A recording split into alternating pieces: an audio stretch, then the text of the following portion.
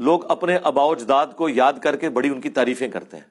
میں کہتا ہوں جی ہمارے پیچھے 1000 سال کے آباء و اجداد جو ہے نا، اللہ نہ کرے کہ ہم ان میں سے کوئی ہوتے، سیدھی سی بات ہے، بچارے کورے کے کورے پیدا ہو گئے، کورے کے کورے مر گئے، زیادہ سے زیادہ انہوں نے ناظرہ قرآن سیکھا، نہ انہیں پتا قرآن میں کیا لکھا، نہ انہیں پتا حدیث میں کیا لکھا. لوگ پتہ نہیں وہ کہتے ہیں. آپ پاکستان بننے سے پہلے کی ویڈیوز ریکارڈڈ ہے نا کیا ہمیں پاکستان کی دیکھیں، کتنے مردوں نے داڑیاں رکھی ہوئی ہوتی تھی. آج آپ پولیٹیکل جماعتوں کی گیدرنگز دیکھ لیں، ان سے زیادہ لوگوں نے داڑیاں رکھی ہوئی ہیں.